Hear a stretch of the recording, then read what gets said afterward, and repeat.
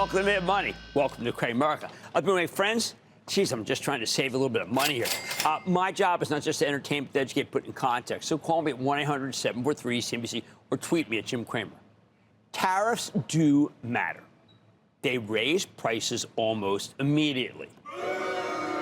If you slap a 25% tariff on all of the cars and trucks we import from Korea and Japan, you're talking about roughly 17% of the vehicles sold in the U.S. last year. Today, President Trump did precisely that, which would be a 25% price increase on about 1/6 of the U.S. auto market. And that's on top of the existing tariffs on everything from Japan and South Korea. Now, that's big enough to cause some inflation, which is a major reason why the averages rolled over today.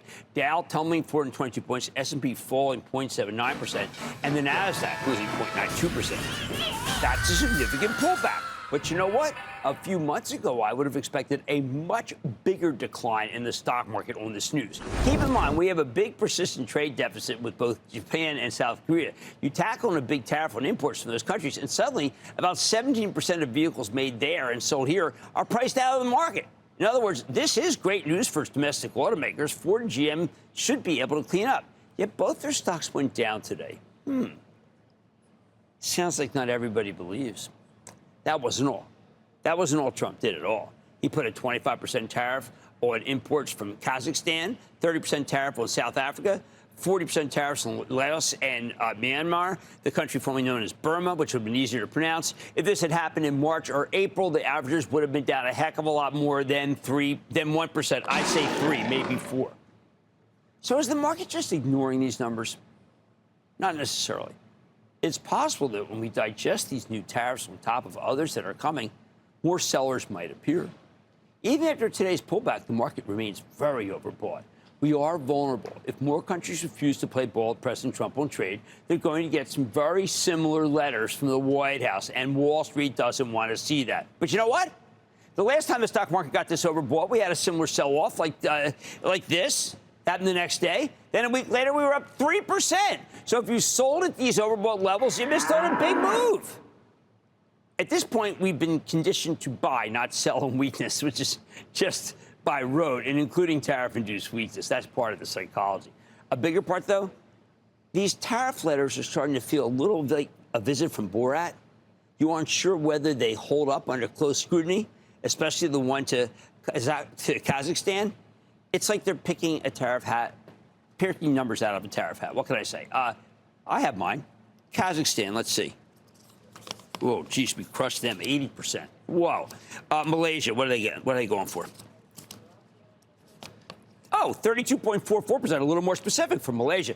Myanmar. Oh, I've always wondered what they're going to be for Myanmar. Oh, my, 45%. That's a lot. Oh, my God, well, I've got it. I've got Oceania.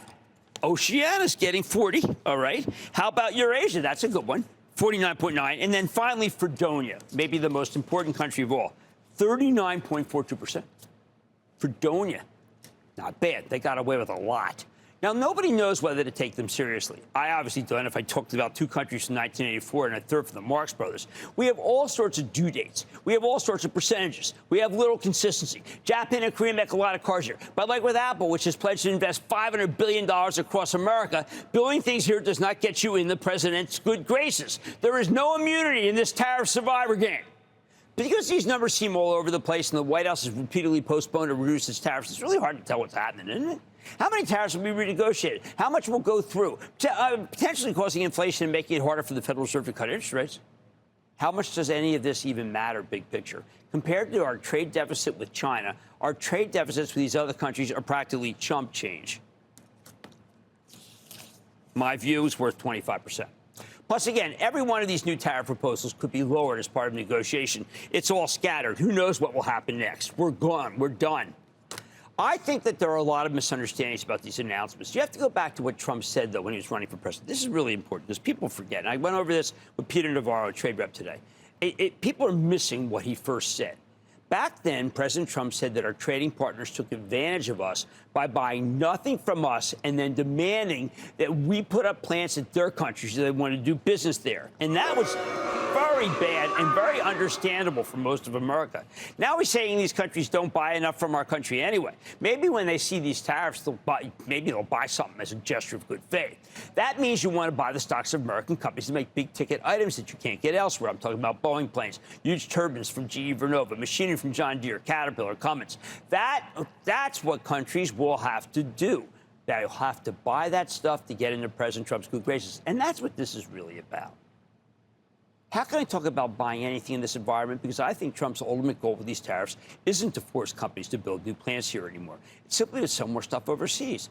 Be good trading partners. That's good for profits. It's good for stocks. It's bullish. How about all the cars that Japan and Korea make here? The White House seems to believe that those foreign automakers basically do most of their manufacturing overseas. Then they assemble the cars here. The intellectual property, the big engines, that stuff, it's all made over there, putting the bodies here. So again, there's no immunity for doing business here when it comes to trade, because the president thinks that almost everyone is a bad actor when it comes to exploiting our country. And you know what? I think most of Americans agree. Now, aside from trade policy, I believe what really matters here are the provisions in the big bad budget bill. Even though it will add trillions to the national debt, not happy about that. This legislation is full of stuff that will ignite the economy, all sorts of accelerated expense write-offs that will cause a fire hose of construction.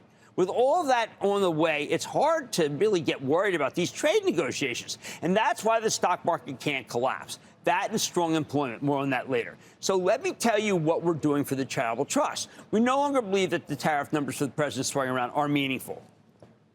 They're just a starting point for negotiations with countries that really need access to our markets. Will tariffs be inflationary? Right now, the market's trading like it doesn't matter. It's not going to influence J-Powell as much as you might expect, because it seems very one-off. Of course, if these numbers are the real numbers, then yeah, it's going to be a bit of a problem. But nobody believes they're the final numbers.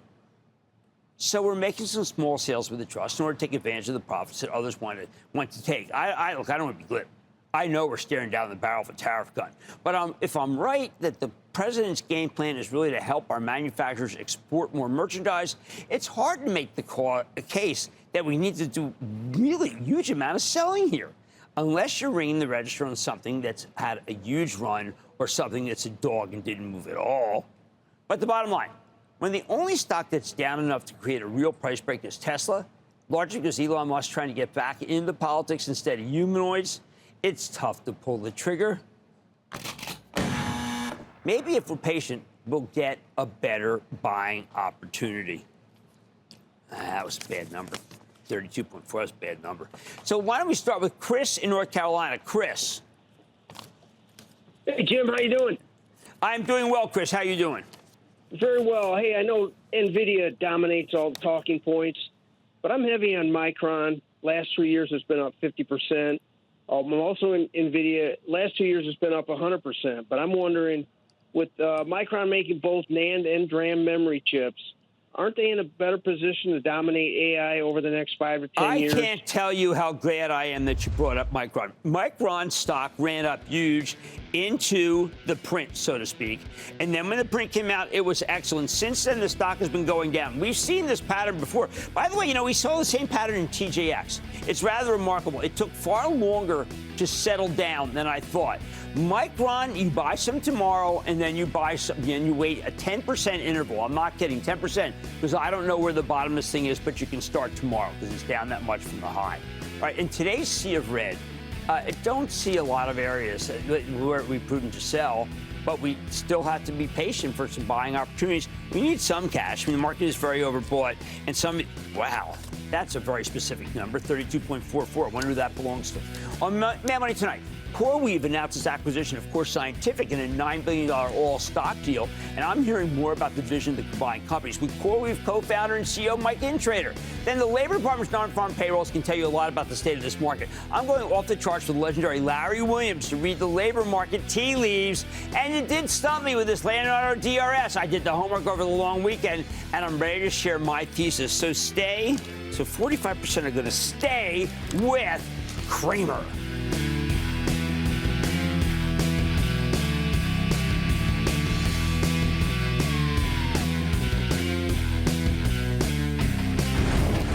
Don't miss a second of Mad Money. Follow at Jim Cramer on X. Have a question? Tweet Cramer. Hashtag Mad Mentions. Send Jim an email to madmoney@cnbc.com or give us a call at 1-800-743-CNBC. Miss something? Head to madmoney.cnbc.com.